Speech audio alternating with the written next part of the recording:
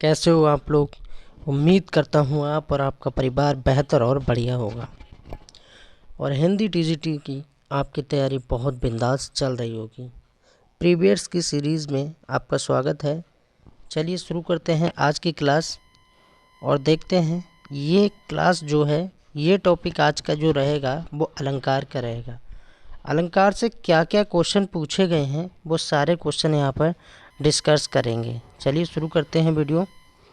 अलंकार शब्द के अलम का क्या अर्थ है? क्यों अलम क्यों पूछा गया है? क्योंकि अलंकार को यहाँ पर मैं लिखता हूँ अलंकार, मैंने लिखा है अलंकार। अलंकार का जब हम संधि विच्छेद करेंगे तो क्या बनेगा? अलम धन कार बनेगा। क्या बनेगा? अलम धन कार बनेगा अलंकार। तो वही यहाँ पर अलम के बारे में पूछा जा रहा है कि इस अलम का अर्थ क्या है। तो इसका मतलब क्या होता है? काव्य की शोभा बढ़ाने वाले को क्या कहते हैं? अलंकार कहते हैं। जैसे कि स्त्री है, उसकी स्त्री की कैसे शोभा बढ़ती है? तो गहनों के द्वारा बढ़ती है। वैसे ही काव्य में जो हम पढ़ते हैं तो उसमें किससे हमारी शोभा बढ़ती है? तो श्रृंगार से बढ़ती है। इसीलिए डेफिनेशन में भी बोला जाता है, परिभाषा में भी बोला जाता है कि काव्य की शोभा बढ़ाने वालों को क्या कहते हैं? अलंकार कहते हैं। ठीक है, तो श्रृंगार इसका बिल्कुल करेक्ट आंसर हो जाएगा। अलम धनकार यानी अलम का अर्थ है श्रृंगार। और हिंदी में श्रृंगार रस को दो भागों में बांटा गया है। साथ ही साथ ये भी जान लीजिए श्रृंगार रस को कितने भागों में बांटा गया है? दो। एक संयोग श्रृंगार होता है और एक वियोग श्रृंगार होता है। संयोग का मतलब क्या होता है? जहाँ पर नायक और नायिका का मिलन होता है। और वियोग का मतलब होता है जहाँ पर नायक और नायिका का बिछड़न होता है, यानी कि जुदा होते हैं, यानी कि अलग होते हैं। अब एक एक एग्जाम्पल बता दे रहा हूँ, क्वेश्चन आ गया है तो आगे रिलेटेड बन सकता है। जैसे कि अगर आपसे पूछा ही जाए कि बतरस लालच लाल की मुरली धरे लुकाए और शहुएं करे भहुएं हंसे दैन कहीं नट जाए, तो इसमें संयोग श्रृंगार है। क्योंकि भगवान श्री कृष्ण की मुरली को, बांसुरी को राधा ने चुरा के रख लिया है और 100 बार झूठी कस्में खा रही हैं और देने से मना कर रही हैं। तो इसमें क्या हो जाएगा? संयोग हो जाएगा। क्या हो जाएगा? संयोग हो जाएगा।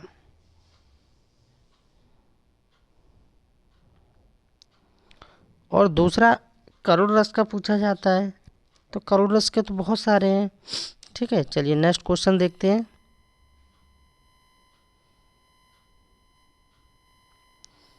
नेक्स्ट क्वेश्चन पूछा गया है अलंकारों की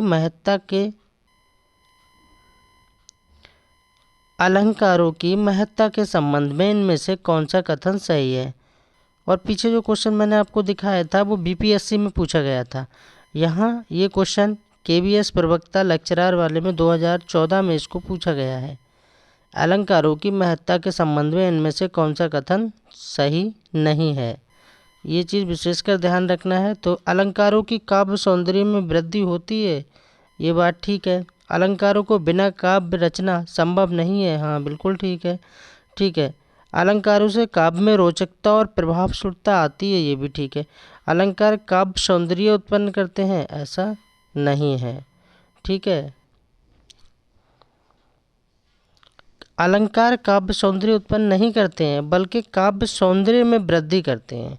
ये बात होती तो यहाँ सही हो जाता। फिलहाल हमसे गलत पूछा जा रहा है तो सी जो है इसका गलत हो जाएगा। नेक्स्ट क्वेश्चन देखते हैं। निम्नलिखित में से कौन सा अलंकार का भेद नहीं है? फिर यहाँ पर नहीं में पूछा जा रहा है, ये भी केबीएस प्रवक्ता में पूछा गया 2014 में। अलंकार का भेद नहीं है। शब्दालंकार, अर्थालंकार, अर्थालंकार और उभयालंकार। अच्छा, एक आप जब पढ़ेंगे पुस्तक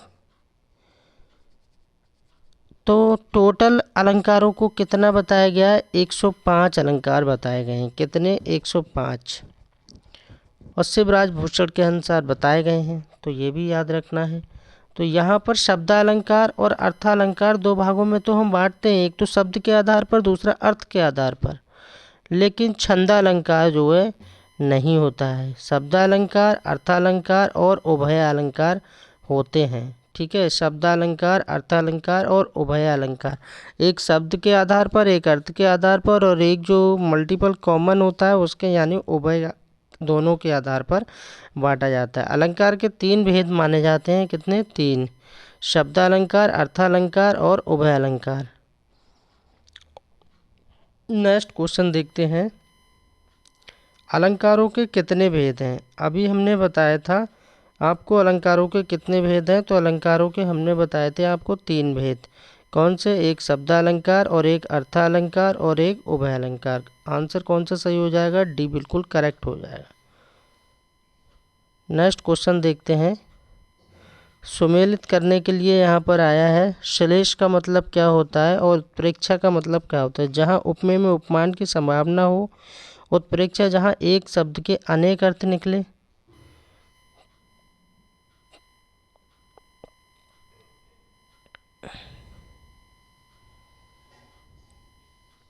अतिशयोक्ति का मतलब क्या होता है? अतिशयोक्ति का मतलब क्या होता है? उपमेय और उपमान बिंब प्रतिबिंबित रूप से चित्रित हो, किसी वस्तु का बड़ा चढ़ाकर वर्णन। हाँ, ये बिल्कुल इससे मिला दीजिए, ये बिल्कुल डेफिनेशन सही है इसकी, डी वाला इससे मिल जाएगा। अतिशयोक्ति का मतलब ही होता है किसी वस्तु को बड़ा चढ़ाकर उसका वर्णन कहना। अब 3 का ई में देख लीजिए, 3 का ई सिर्फ इसमें ही है और यही आंसर हो जाएगा। ये देख लीजिए 3 का ई सिर्फ इसमें ही है, बाकी पूरा मिल गया, यानी सी वाला बिल्कुल करेक्ट हो जाएगा। अधिकतर क्वेश्चन पूछा जाता है कि फिल्मों में सबसे ज़्यादा कौन सा अलंकार प्रयुक्त होता है, तो अतिशयोक्ति ही प्रयुक्त होता है। इसका मतलब ही यही होता है किसी वस्तु को बड़ा चढ़ाकर कहना, और पीजीटी 2016 में इसको पूछा गया है। जहाँ एक शब्द के अनेक अर्थ निकले वहाँ श्लेष अलंकार होता है। जहाँ पर एक शब्द के अनेक अर्थ निकले वहाँ श्लेष अलंकार होता है। जैसे उदाहरण श्लेष अलंकार का, रहमन पानी रखिए बिन पानी सब सून, पानी गए न उबरे मोती मानुष शून। जहाँ उपमेय में उपमान की संभावना हो वहाँ उत्प्रेक्षा होता है। उत्प्रेक्षा की ट्रिक और भी याद रखिए, जनु मनु ऐसे शब्द भी आते हैं। जहाँ किसी वस्तु का बड़ा चढ़ाकर वर्णन हो, अभी बताया अतिशयोक्ति अलंकार है। जहाँ उपमेय और उपमान का बिंब प्रतिबिंब रूप से चित्रित हो वहाँ पर दृष्टांत अलंकार होता है।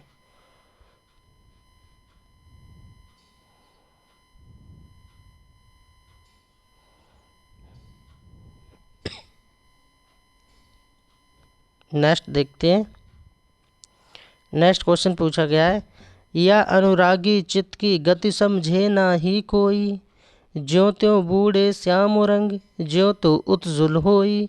इनमें से कौन सा अलंकार है? यहाँ पर अलंकार पूछा गया है और बीपीएससी पीजीटी 2023 में ही इसको पूछा गया है। जो अभी लेटेस्ट एग्ज़ाम 23 वाला हुआ है उसमें ही पूछा गया है। तो इसमें क्या है? विरोधाभास है। ठीक है, क्या हो रहा है? या अनुरागी चित्त, चित्त मतलब किसे कहते हैं? हृदय को कहते हैं। किसे कहते हैं? हृदय को कहते हैं। चित्त मतलब होता है हृदय। या अनुरागी चित्त की, जो अनुरागी मेरा हृदय है उसकी गति यानी स्पीड समझे ना ही कोई, और मेरे इस अनुरागी मन की गति यानी हृदय की गति कोई नहीं समझता है। जो जो बूढ़े श्याम रंग, ठीक है, त्यों तो उज्जलू होई। तो यहाँ पर विरोधाभास है। विरोधाभास का मतलब क्या होता है? विरोधाभास का मतलब होता है इसका पूरा अर्थ भी देख लीजिए, या अनुरागी चित्त की डॉट डॉट जो दो, ये इस पद में विरोधाभास अलंकार है। वस्तुतः उपयुक्त के अनुसार भक्त का चित्त, यानी चित्त मतलब बोला जा रहा है हृदय के लिए, और जो यहाँ पर जो बोला है ना श्याम, तो श्याम किसके लिए बोला है? भगवान श्री कृष्ण के लिए बोला है। किसके लिए? श्री कृष्ण जी के लिए बोला है। चित्त मतलब घनश्याम, घनश्याम श्री कृष्ण के। काले रंग, काले रंग यानी श्याम रंग, ठीक है, श्याम रंग में जो जो डूबता है त्यों तो वह सफ़ेद होता है। श्वेत मीन्स क्या होता है? सफ़ेद होता है। और इस प्रकार श्वेत तथा श्याम रंग का संयोग होने से विरोधाभास अलंकार होता है। नेक्स्ट देखते हैं, इनमें से जो अनुप्रयास अलंकार का लक्षण ना हो उसे छाट कर लिखिए। अनुप्रयास, तो अनुप्रयास के बारे में पहले तो आपको पता होना चाहिए अनुप्रयास के बारे में कि इसका डेफिनेशन क्या होता है। ठीक है, जहाँ पर वर्णों की बार बार आवृत्ति होती है। किसकी? वर्णों की। जहाँ पर वर्णों की बार बार आवृत्ति होती है वहाँ पर क्या होता है? अनुप्रयास अलंकार होता है। ठीक है, जैसे कि तरिन तनुजा तट तमाल तरुभर तरुभर छाए, है ना। तो इसमें इनमें से कौन सा, तो शब्द के प्रारंभ और अंत में वर्णों की आवृत्ति, हाँ सही है। एक या अनेक शब्दों की क्रमानुसार आवृत्ति, ठीक है। पंक्ति की संपूर्णता आवृत्ति, पंक्ति की संपूर्णता आवृत्ति, ये बात क्या है, गलत है। क्यों, पंक्ति में संपूर्णता शब्द आ गया यानी पूरे में ही सब आवृत्ति आवृत्ति हो रही है, रिपीट हो रहे हैं, डबल हो रहे हैं, ऐसा नहीं होता अनुप्रयास में, ठीक है। अब जैसे मैंने अभी बोला तरिन तनुजा तट तमाल तरुवर बहु छाए, तो इसमें किसकी, ता वर्ण की आवृत्ति हो रही है, तो अनुप्रयास अलंकार हो जाएगा। एक ही उच्चारण स्थान से बोले जाने वर्णों की आवृत्ति, बाकी ये सारे के सारे ठीक है, बस सी यहाँ पर गलत था। नेक्स्ट क्वेश्चन देखते हैं। शब्दालंकार में ये नहीं है, तो शब्दालंकार, हमने अलंकार को कितने भागों में बांटा था, 3, शब्दालंकार, अर्थालंकार और उभय अलंकार, ठीक है।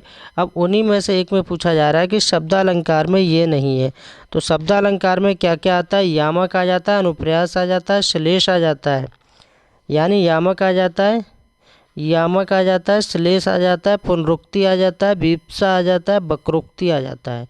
ये किस में आ जाते हैं, ये शब्द के आधार पर बांटे गए हैं यानी शब्दालंकार में आते हैं। जबकि उपमा, रूपक, उत्प्रेक्षा और उपमेय और अतिशयोक्ति, प्रतिवस्तुपमा, अंतरांशत, काव्यलिंग, उल्लेख, विरोधाभास, अस्वाभाविकता, दृष्टांत आदि अर्थालंकार में आते हैं। तो वही यहाँ पर उपमा अलग हो जाएगा क्योंकि वो अर्थ में आता है, तो ये बिल्कुल सही हो जाएगा डी वाला। नेक्स्ट क्वेश्चन देखते हैं। जो सुख सुजास सुबह मोहि स्वामी में कौन सा अलंकार है, यहाँ पर पूछा जा रहा है सो सुख सुजास सुबह। आप गौर से समझिए, अगर मैंने लिखा सो, सा आ गया, मैंने लिखा सुख, क्या आ गया, सा आ गया, सो में सा आ गया, सुजस क्या है, सुजस, सुजस में सा आ गया, सुलभ, सुलभ में सा आ गया, सा सा सा सा सा, यहाँ नहीं, यहाँ मोही स्वामी हो गया। तो यहाँ पर सा वर्ण की बार बार आवृत्ति होने से हम अनुप्रयास को लगा सकते हैं, कोई दिक्कत की बात नहीं है। टीजीटी 2002 में इस क्वेश्चन को पूछा गया है। आगे चल के क्वेश्चन ये भी पूछा जा सकता है, ध्यान रखना है, अनुप्रयास अलंकार, अभी तो हमने सिर्फ अनुप्रयास को पढ़ा जहाँ वर्णों की बार बार आवृत्ति हो रही है, लेकिन आगे पूछा जा सकता है हमसे कि अनुप्रयास अलंकार के कितने भेद होते हैं। तो अनुप्रयास अलंकार के 5 भेद होते हैं, छेकानुप्रयास, वृत्तानुप्रयास, लाटानुप्रयास, श्रुत्यानुप्रयास और अंत्यानुप्रयास।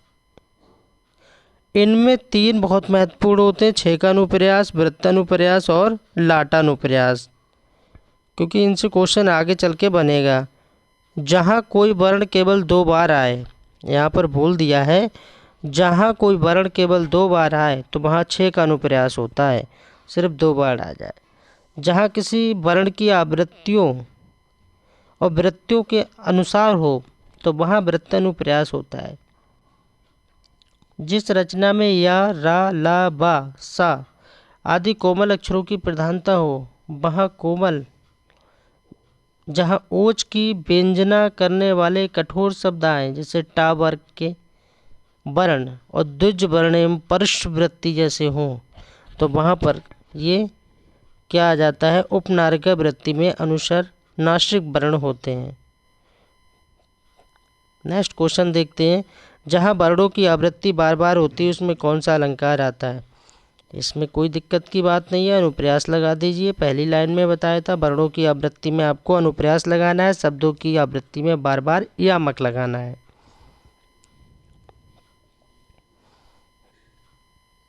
नेक्स्ट क्वेश्चन देखते हैं।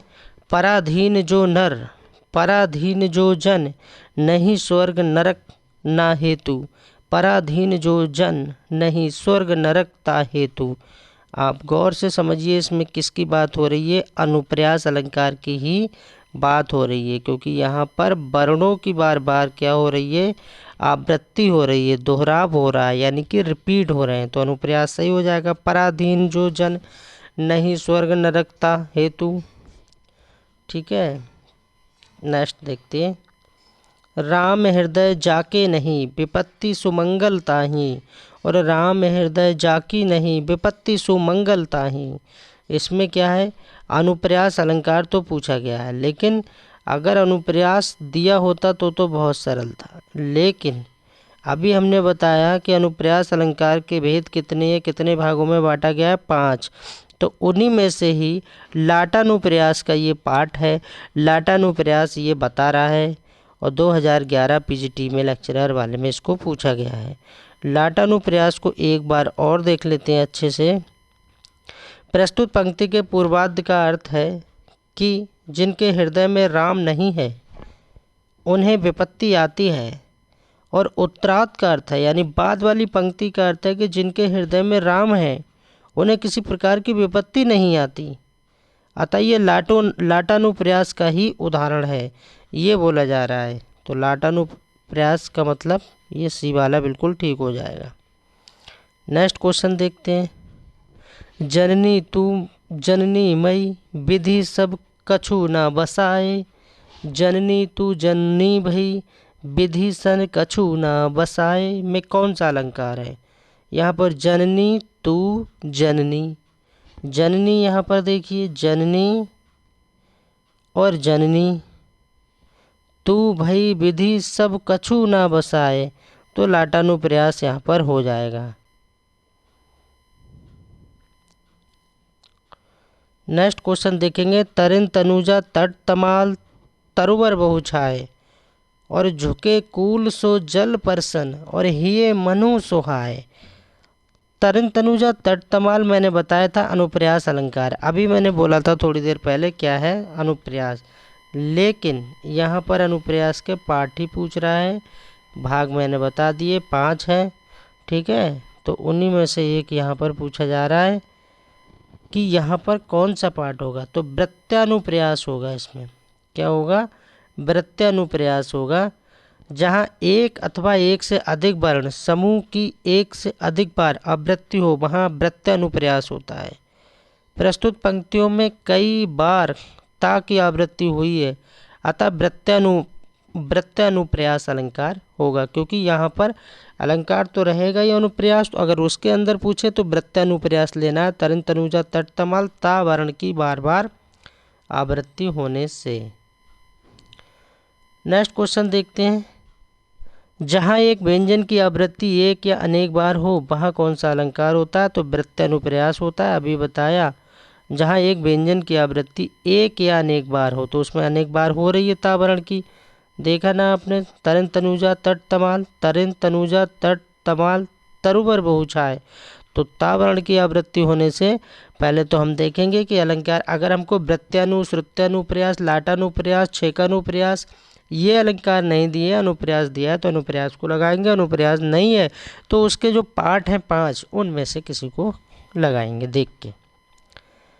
तो अनुप्रास अलंकार के हमने सारे क्वेश्चन देख लिए, क्या क्या क्वेश्चन थे। अब दूसरा देखते हैं हम यामक अलंकार। यामक अलंकार के बारे में मैं क्या बताता हूँ आपको, शब्दों के आधार पर बांटना है। जहाँ पर शब्दों की बार बार आवृत्ति हो रही है वहाँ पर यामक होगा। जैसे कनक कनकते 100 गुनी, मादकता अधिकाय, या जग पाए बोराए, या जग खाए बोराए, तो इसमें क्या हो जाएगा, यामक अलंकार हो जाएगा। ठीक है। तो यामक अलंकार से बनने वाले क्वेश्चन देखते हैं क्या क्या क्वेश्चन प्रीवियस में पूछे गए हैं। छोटी सी विनती है सभी भाई बहनों से, बार बार मैं नहीं बोलता हूँ, अगर मेरा पढ़ाया हुआ अच्छा लग रहा है तो कमेंट करके ज़रूर बताएं। और अगर आपको अपनी प्रिपरेशन को लेके, टीजीटी को लेके आपको लग रहा है कि हमें टीजीटी क्लियर करना ही करना है, तो आप लगातार पढ़िए, दिन रात पढ़िए, मेहनत से पढ़िए और प्रीवियस लगाइए। प्रीवियस से 100% तो मैं नहीं बोल सकता कि आपका पूरा पेपर फंस जाएगा प्रीवियस से, लेकिन नहीं, 40 से 45% तक प्रीवियस पेपर सेट किया जाता है। और प्रीवियस का मतलब ये नहीं है कि उत्तर प्रदेश टीजीटी का एग्ज़ाम दे रहे हैं तो केवल ओनली उत्तर प्रदेश टीजीटी का ही पूछा जाएगा। उत्तराखंड का पूछा जा सकता है, एमपी का पूछा जा सकता है, बिहार में जो पूछे वो पूछा जा सकता है, नेट में जो पूछे गए वो पूछा जा सकता है, पीजीटी में पूछे गए, जीआईसी में, तो किसी भी एग्ज़ाम में पूछे गए। और मैं सभी की जो प्रीवियस मल्टीपल सीरीज़ चला रहा हूँ उसमें सभी एग्ज़ामों के क्वेश्चन आए हुए मैंने हिंदी सब्जेक्ट से। यहाँ पर जैसे देखिए, यहाँ पर यहाँ मैंने क्या लिया है, DSSB PGT का लिया है, ये 2021 का क्वेश्चन है। ठीक है, तो इस तरह आपको काफ़ी फ़ायदा होगा। बाकी आप नोट्स बनाइए और बुकों से अच्छे से पढ़ाई कीजिए। कहे कभी बेनी बेनी ब्याल की चुराई लीनी, इस पंक्ति में कौन सा अलंकार है? तो कहे कभी बेनी बेनी, अब एक शब्द यहाँ पर दो बार आया है। क्या आया है? बेनी, और फिर देखिए बेनी। तो बेनी बेनी यहाँ पर दो बार आया है, तो दो बार आया है तो इसका मतलब क्या है? यामक अलंकार है, क्योंकि इसमें बेनी शब्द का प्रयोग दो बार हुआ है। बेनी का अर्थ होता है कवि से। क्या होता है? कवि से होता है, कवि से। जैसे तुलसीदास, कबीरदास, है ना, सूरदास, तो ये क्या है? सब कवि हैं। तो प्रथम बेनी का अर्थ क्या है? इस वाले का मतलब है कवि। क्या मतलब है? कवि। जबकि दूसरे वाले बेनी का अर्थ क्या होता है? चोटी है। यहाँ पर दो अर्थ दिए हैं। क्या अर्थ है? एक का मतलब होता है बेनी का मतलब कवि, और दूसरे वाले बेनी का मतलब है चोटी। तो एक शब्द के दो या दो से अधिक अर्थ होने पर क्या हो जाता है? यामक अलंकार होता है। उम्मीद करता हूँ कि आप समझ चुके होंगे। अगर समझ गए होंगे तो कमेंट में ज़रूर लिखना कि जी सर। बिल्कुल। 17 नंबर क्वेश्चन देखते हैं। सूर सूर तुलसी जसी और उडगुन के शब्दाश, और अब के कभी खकोते राम। सूर सूर तुलसी शशि उडगन के शब्दास, और अब के कभी खकोते समझते करत प्रकाश। इन पंक्तियों में किस अलंकार का प्रयोग किया गया है? तो यहाँ पर अलंकार हमको बताना है, यामक अलंकार की बात की गई है। सूर सूर तुलसी, ठीक है। यहाँ पर किसकी बात करी जा रही है? सॉरी, सूर सूर यहाँ पर क्या कहा जा रहा है? जहाँ पर सूर का तात्पर्य क्या है? सूर से यहाँ पर सूर शब्द की आवृत्ति हो रही है। सूर का तात्पर्य सूरदास से है, तथा दूसरे सूर का तात्पर्य यहाँ पर किससे? सन से बोला गया है, अर्थात सूर्य से बोला गया है। एक सूर का मतलब सूर्य है, दूसरे सूर का मतलब क्या है? सूरदास है। क्या मतलब है? सूरदास है। तो यहाँ पर एक शब्द के दो या दो से अधिक अर्थ होने पर यामक अलंकार हो जाएगा। नेक्स्ट देखते हैं। देखिए इसको कितनी बार क्वेश्चन को पूछा गया है, ये आप देख लीजिए। कनक कनकते 100 गुनी माधकता अधिकाए, या जग पाए बौराए, या जग खाए बौराए। तो यहाँ पर कौन सा अलंकार है? तो यहाँ पर यामक अलंकार है। ठीक है, अब यामक अलंकार है। देखिए इस क्वेश्चन को कितनी बार पूछा गया है। प्रीवियस लगाने का ये मतलब, टीजीटी परीक्षा 2009, टीजीटी परीक्षा पुनर्परीक्षा हुई थी 2004, पीजीटी परीक्षा 2016, एंड टीजीटी पीजीटी दोनों में ही पूछा गया है, और बहुत ही अच्छा उदाहरण है ये। अच्छा, इसका अर्थ बता दें। इसका अर्थ क्या होता है? एक कनक का मतलब क्या होता है, यहाँ समझा देते हैं। कनक, कनक शब्द दो बार आया है।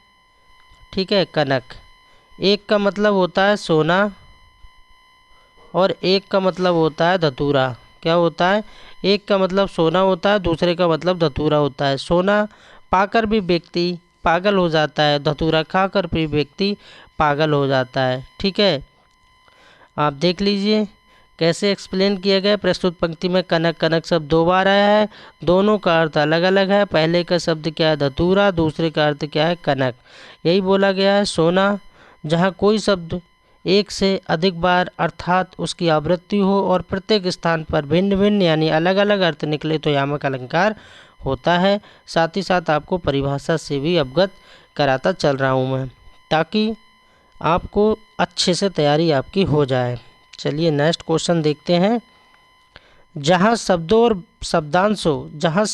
शब्दांशों या वाक्यांशों की आवृत्ति हो किंतु उनके अर्थ भिन्न हो यानी अलग हो, तो वहाँ निम्न में से कौन सा अलंकार हो जाएगा? बस कुछ नहीं है, क्वेश्चन को घुमा दिया है डेफिनेशन से, थोड़ा सा वही बात पूछी जा रही है, यामक अलंकार हो जाएगा। नेक्स्ट क्वेश्चन देखते हैं। तरणी के ही संग तरल संग में, तरणी के ही संग तरल तरल में, तरणी डूबी थी हमारी तल में। तरणी के ही संग तरल तरल में, तरणी डूबी थी हमारी तल में। तो यहाँ पर क्या है, यहाँ पर शब्दों की बार बार आवृत्ति हो रही है, बस इतना याद रखना है। किसकी आवृत्ति हो रही है, शब्दों की। देखिए तरड़ी आया, एक तरड़ी यहाँ पर आया, एक तरड़ी यहाँ पर आया, ठीक है।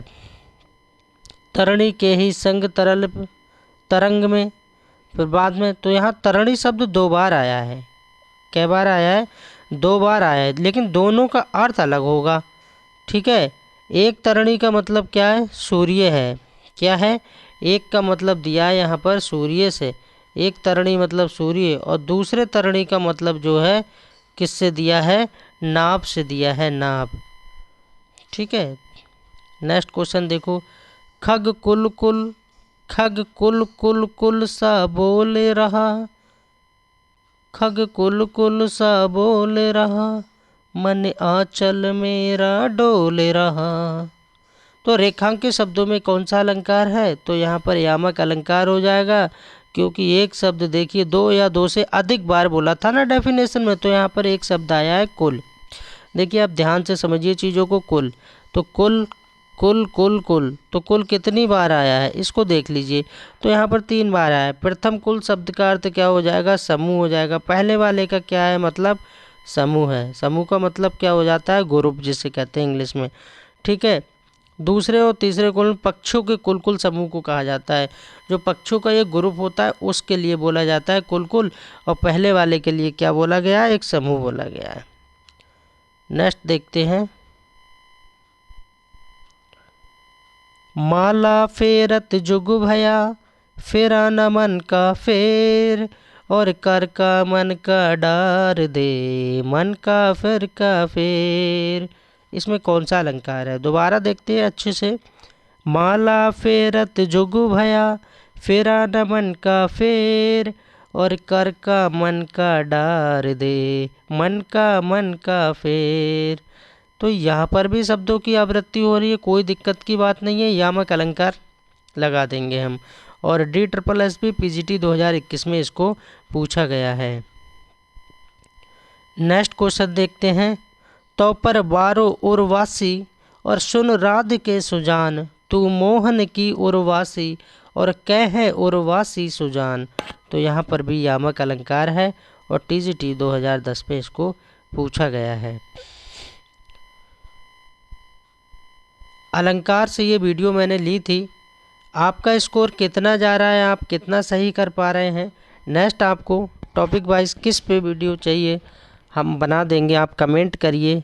खुश रहिए, मस्त रहिए, बिंदास रहिए, और अपनी तैयारी करते रहिए एक पॉजिटिव सोच के साथ।